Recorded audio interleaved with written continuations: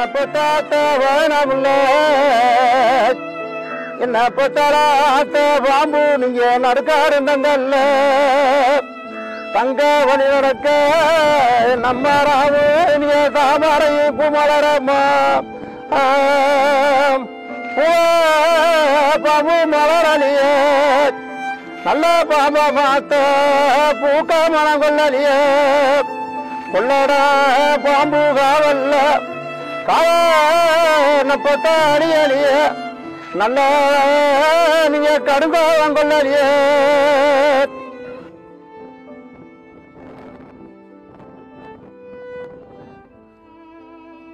தாய்மடியில் அகதிகளாக்கப்பட்ட கிடைமாடுகளின் குளம்படிகளுக்கும் கீதாரிகளின் பாதங்களுக்கும்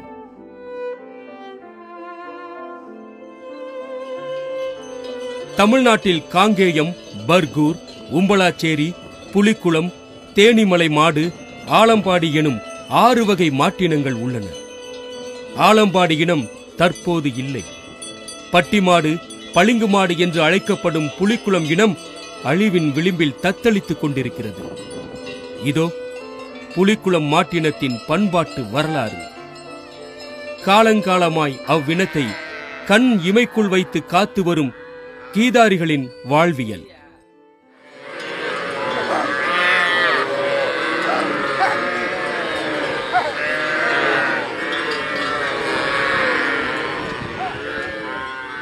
நாங்கள் ஆரம்பத்தில் கிடமாடு பாட்டம் போட்ட காலமாக 3 தலைமுறையாக இருக்குது.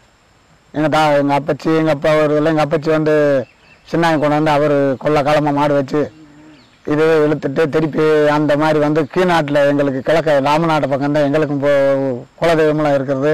ஊர் பூர்வமாக அங்கே தான் சிவசங்கிட்ட அங்கேருந்து அங்கிட்டு மாடு மழை இல்லாமல் மேய்க்க பொட்டக்காடு இருந்து சொல்லி அங்கேருந்து இப்படியே மேகாட்டு மலையை நோக்கி இங்கே வந்துட்டாங்க.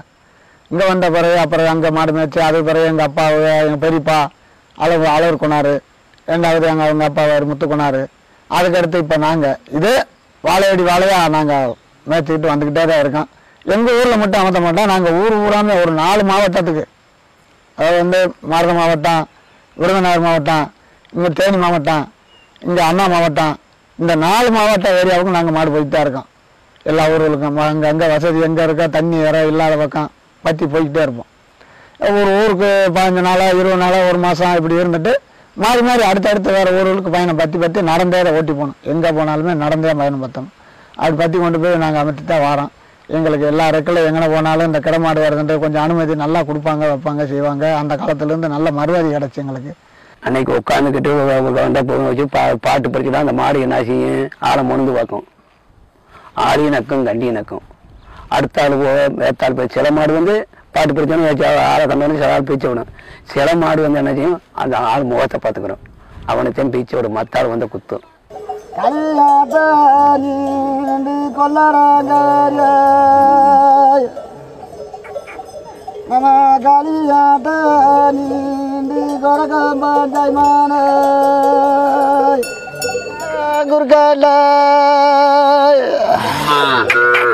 நல்ல முத்தாராத்த நீண்டு கடலாருடையில முத்தாராந்த நீண்டு பாப்பாரமணாத்த. மழை காலத்துக்கு எங்களுக்கு இந்த கொங்காணி எங்களுக்கு தேவைப்பட்டது. இது போட்டு மழை பெஞ்சுன்னா இதை இப்படி கொட்டிக்கிட்டு இந்த பாய் இருக்குது பார்த்தீங்களா, இந்த பாயை எடுத்து வரப்பில் விரித்து படுத்து தண்ணி படாத இடத்துல, தண்ணி கனமாக இல்லாமல் இருக்கிற இடத்துல எந்த இடத்துல படுத்தாலும் நம்ம மேலே ஈரம் தாக்காது, கனகனப்பாக இருக்கும் நல்லா. அப்போ எங்கே இல்லாத ஒரு அசதியெல்லாம் நம்ம மலையில் நனைஞ்சு போய் இதை பொத்தி படுத்தோம்னா நல்ல ஒரு கனகனப்பு, நல்ல ஒரு நிம்மதியான கண்ணா சேர்ந்து தூங்குறதுக்கு வாய்ப்புகள் நல்லா இருக்கும். அதுக்கிட்ட இதை நாங்கள் வச்சுக்கிறோம். இதை நாங்கள் போட்டு படுத்துருக்கு இல்லையா, இல்லை இது பக்கத்தில் நிற்கலையா, மழை வேலை இது எங்கள் பக்கத்தில் விளையாது. அந்த காலத்தில் சாமி எங்களுக்கு வாழ்க்கை இது விளையாது. இந்த சமையல் பண்ணுறதுக்கு மழை பெய்யாத மழை பெருமழை பெஞ்சாலும் பச்சை முல்லை வச்சாலும் எங்களுக்கு அடுப்பு தீய இருந்தாலும் ஆதி காலத்தில் எங்களுக்கு பாட்ட மாட்டம் காலத்தில் இந்த வாக்கு கொடுத்து போனது சாமி எங்களுக்கு. அதே மாதிரி எங்களுக்கு மாடு எங்கள் பின்னால் கட்டுப்பட்டு வாரதுக்கு அந்த காலத்தில் இந்த வாக்கு ஆயின்ற சொல்லுக்கும் அறின்ற சொல்லுக்கும் கட்டுப்பட்டு நீதியோடு இருந்தால் உன் பின்னால் கூட வருவான் அப்படின்னு சொன்னது சாமி சொன்னது மாதிரியே எங்கள் பின்னால் மாடு வரும். எங்களுக்கு மாடு கட்டுப்பட்டு நிற்கும்.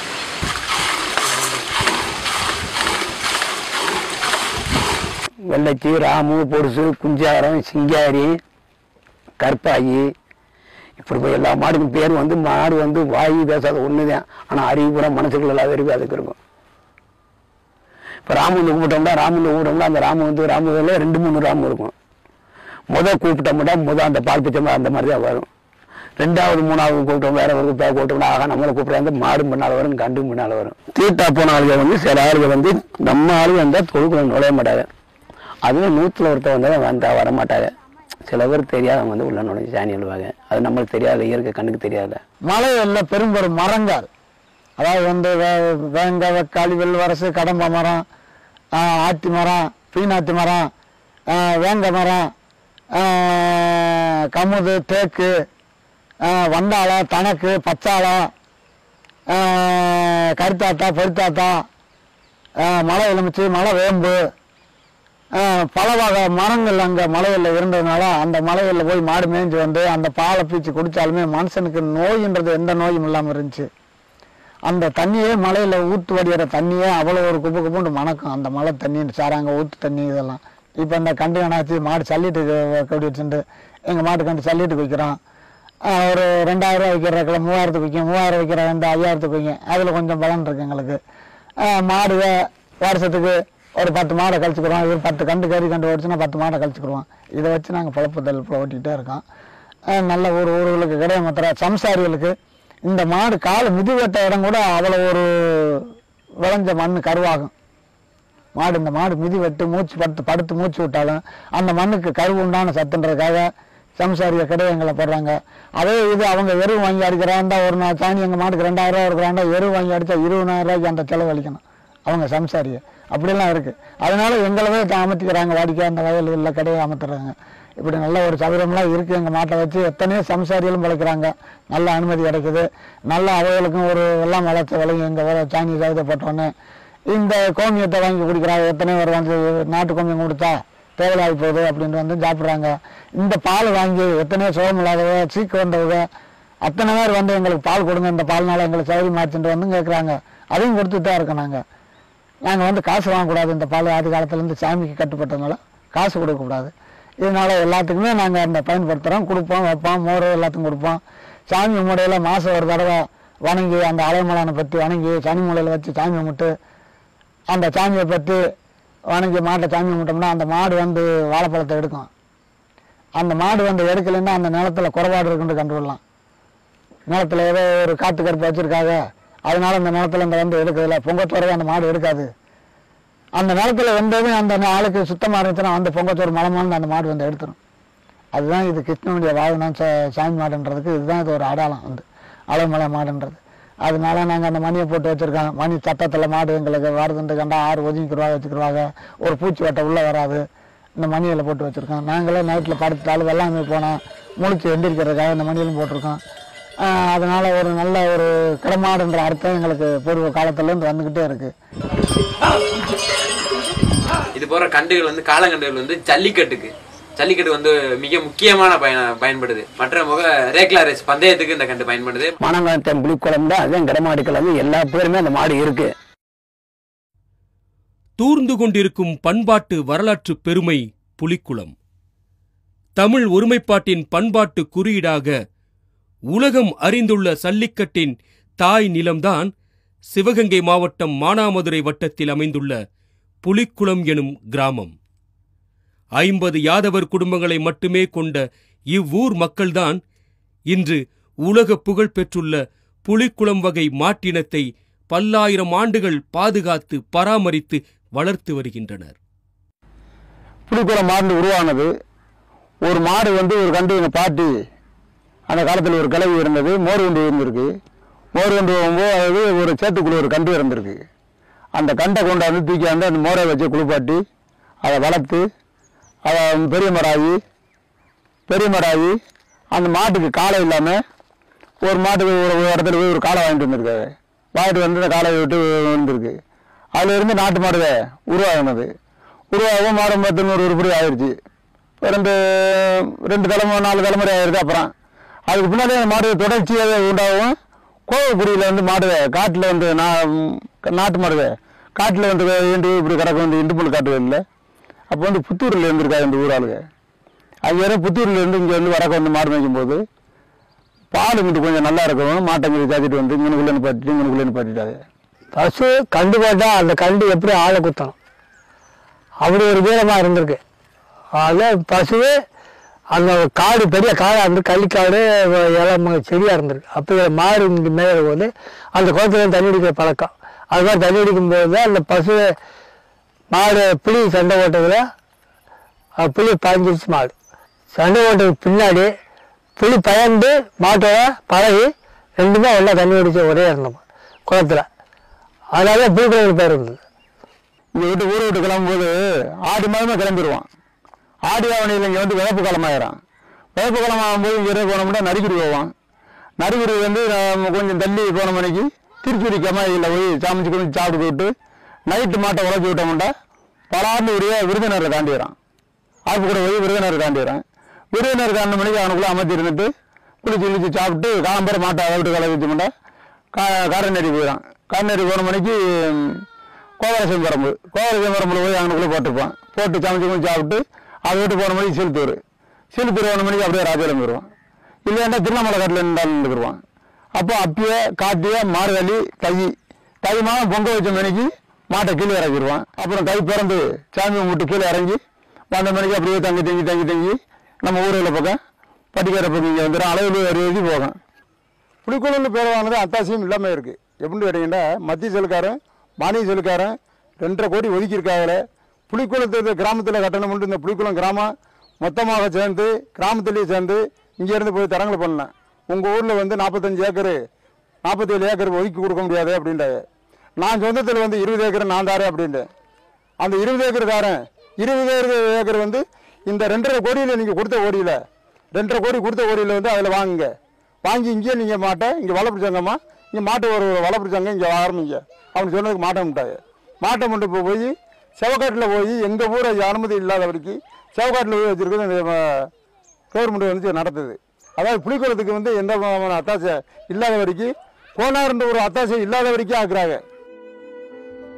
இன்றும் அம்மக்கள் தங்கள் நினைவுகளில் பத்திரப்படுத்தி வைத்திருக்கும் புலியை பாய்ந்து விரட்டிய மாட்டிற்கு தங்கள் நிலத்தில் ஒரு சிலையை எழுப்ப வேண்டும் என்பதை நிறைவேறா ஆசையாகவும் நிறைவேற்ற வேண்டிய கோரிக்கையாகவும் தங்கள் ஆன்மாவில் தேக்கி வைத்து காத்துக் கொண்டிருக்கின்றனர். கடமாட்டிலேருந்து கண்டுக்குட்டி வாங்க வரலாம், ஜல்லிக்கட்டுக்கு, உழப்பு மாட்டுக்கு, ரேஸ் மாட்டுக்கு, வீட்டில் வளர்க்குற ஆசைப்பட்டு சின்ன பேர்கள் எல்லாம் வாங்குறதுக்கு. நான் இந்த வருஷம் இப்போ வந்து கண்டு வாங்க வந்திருக்கோம். நாங்கள் 4-6 பேர் சேர்ந்து நாங்கள் இந்த கண்டை வாங்க போகிறோம். இந்த போன வருஷம் ஆண்டு போன காலம் சரியாக நல்லா விளாண்டுச்சு.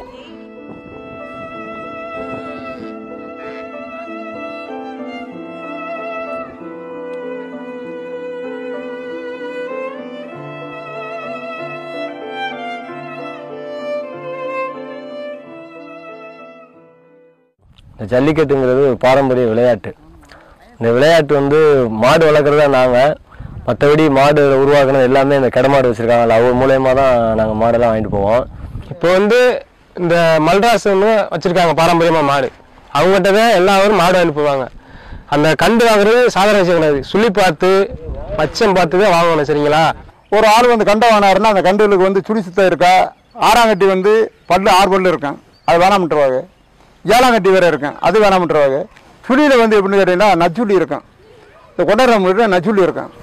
அந்த கொண்டரம்புல வந்து உச்சியடி இருக்கும். உச்சியடின்ற சுழியை வாங்க மாட்டாங்க. அந்த நச்சுள்ளி இருந்துச்சுன்னா வாங்கலாம். இது ராசா சுழி இருந்துச்சுன்னா வாங்கலாம். துமுடி சுழி வந்து மெத்த சுழி அது வாங்குவாங்க. ஒரு ஒருத்தருக்கு பிடிச்சிக்கிறான். ஒரு ஒருத்தருக்கு பாறைச்சுழி, அது வந்து 2 பக்கத்து முதுகில் வந்து தாரையில் இறக்கும் பாறைச்சுழி. இறங்கு போகிறேன் ஏறு போகிறேன் அந்த சுழி இறக்கும். வாழாங்கொட்டையில் ஒரு சுழி இறக்கும். இந்த சுழியில் வந்து பார்த்துக்கிட்டு பிடிச்ச போதே வாங்குவா, பிடிக்காத வேணாம்ட்டுருவாங்க. 5 சுழி வந்து ஒரு 4 நெத்தியில் வந்து 5 சுழி அப்படியே 5 சுழியாக இறக்கணும். அப்போ கெஞ்சினாலும் கிடைக்காது அப்படின்னு கேட்பாங்க. குடமலை குடை இறக்கிறது வந்து இப்படி கிடக்கும், அது குடமலை குடை. இடிமலி இடி இறக்கிறது இப்படி கிடக்கும். இந்த சுழியில் வந்து இப்படி பார்த்து கண்டுகளை மாட்டுகளை வாங்குறவங்க சுழியை பார்த்துட்டு அவங்க செய்வாங்க. சல்லிட்டு கூடக்கூடிய கண்டு எப்படின்னு கேட்டிங்கன்னா அது ஒரு 5 சுழி இருக்கிறது வந்து கோபத்தில் உண்டாகுமா. இந்த 5 சுழி வந்து நின்றுக்கிட்டு பாயுமையா, அச்சமில்லாமல் பாயும். சல்லியட்டை வந்து அச்சமில்லாமல் பாயும். வாடியில் எடுத்து விட்டாலும் அச்சமில்லாமல் பாயும். இது வரகட்டி விட்டு லட்சமெல்லாம் பாயும்.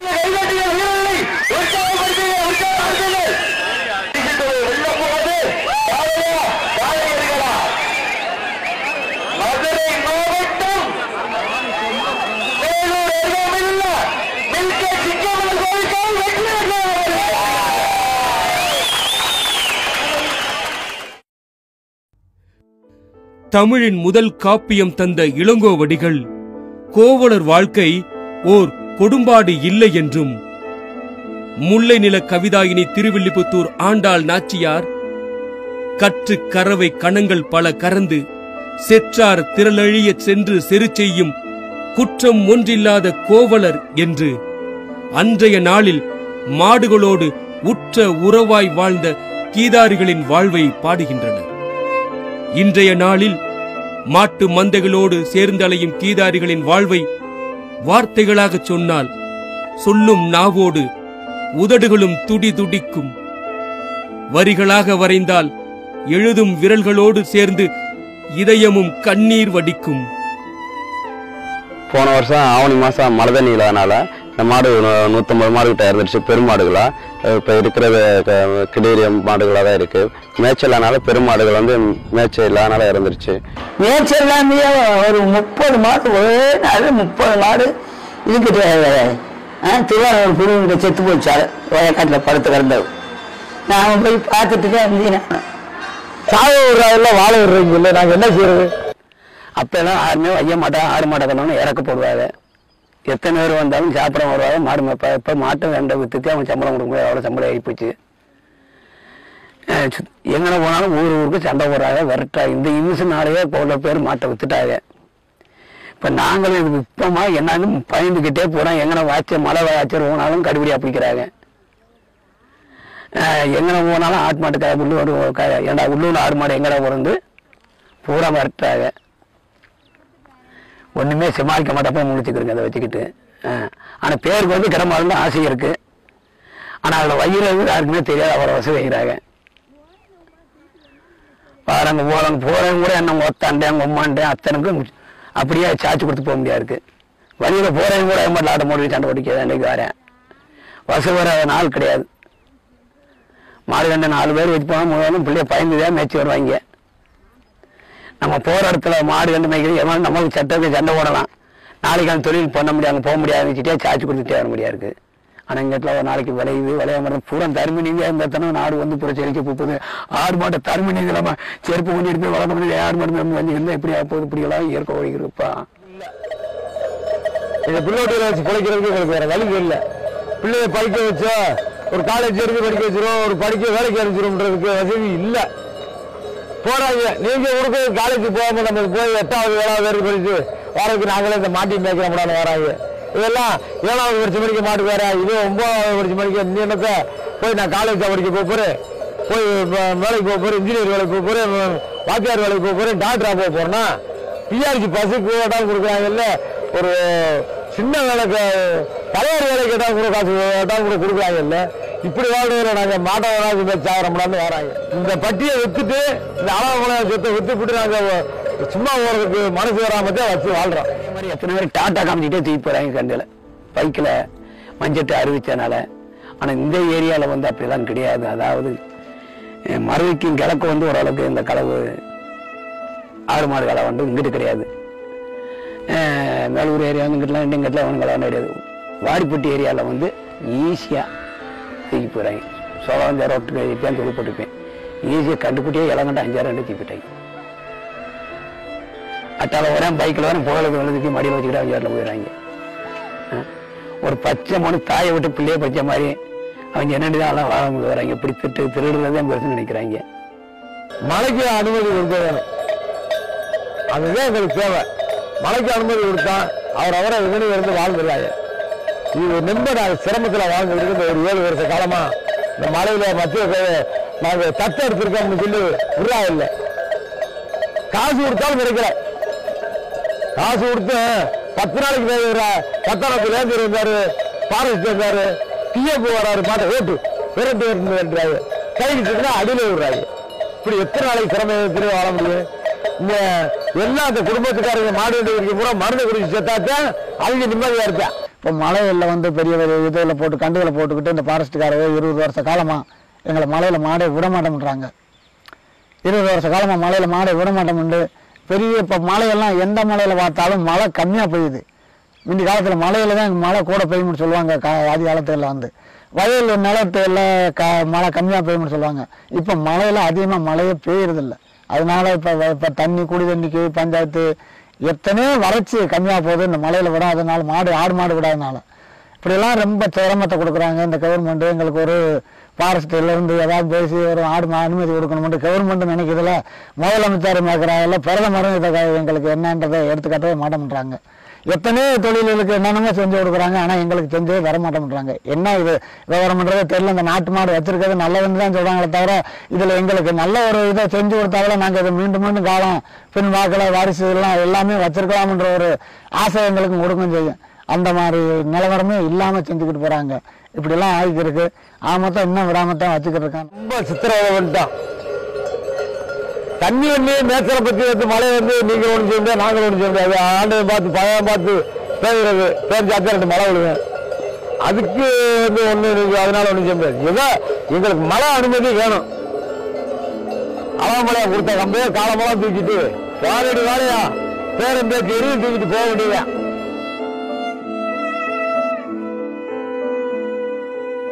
காலையில் எழுந்திரிச்சு 6 மணிக்கு எழுந்திரிச்சு சாணி உடைக்கிறது தான் வேலை.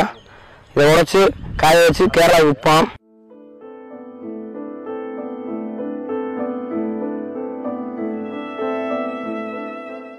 இதில் வந்து எங்களுக்கு என்ன வருமானம் கிடைக்கிதுன்னா சாணம் கிடைக்கிது. இது வந்து உரமாக்க வந்து கேரளாக்காரவங்க வந்து இப்படி மேட்டு பகுதியில் கிடந்தா சாணத்தை வந்து நாங்கள் வந்து காய போட்டு, இன்னைக்கு சாணம் வருதுன்னா அதை வந்து உதறி காய போட்டுருவோம். காய போட்டு காலில் கிண்டி விட்டு அதை ஒரு இடத்துல குமிச்சு ஒரு சாக்கு 70 கிலோ இருக்கும். 70 கிலோன்னு வந்து 80 ரூபா 90 ரூபா அப்படி ரேட்டு போகும்.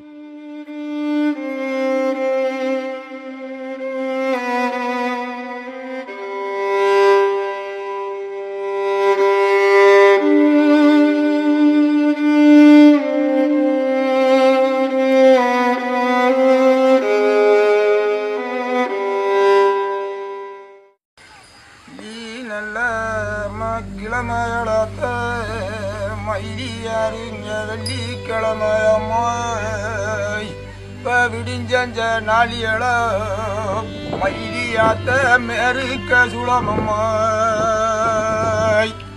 அம்மா மேருக்க சுளம்னு தெரியாமத்த பெரிய உளஞ்சி மேய்க்காத்த செல்ல மகவர் எழுதி சிட்டெடுத்தம்மாய் மயிலியாத்த பெரிய உளஞ்சி மயில பேர் போன நாட்டிலம்மாய் நீங்க அங்க தங்கி அடைஞ்சியளோ மயிலியாத்த பெரிய உளஞ்சி மயில தங்கி அடைஞ்சியளோ அங்க தனிச்சம்பா நெல் விளைய அங்க கட்டு களங்கானு கதிரொலக்கு நெல் காணு அங்க சூடடிக்கால் இல்லாம மயிலியாத்த நீங்க சுழிஞ்சோடி நின்னியளோ மயிலியாத்த அங்க பாவாராயலாறு அங்க குறுக்க மலட்டாரு மலட்டாத்து தண்ணியில மயிலியாத்த நீங்க மறிவெட்டு வந்தீங்களோ பெரிய குளஞ்சி மயில சூடடிக்கால் இல்லாம நம்ம சுழிஞ்சோடி நின்னமுள்ள மயிலியாத்த பெரிய உளஞ்சிமை விட்டு ஐயா வளநாடு நம்ம வரிசையிடும் கீநாடு சொல்லமுல்ல அம்மா கோட்டூருமா கட்டில மயிலியாத்த நான் கோட்டூருமா கட்டில மயிலியாத்த நம்ம ரோட்டு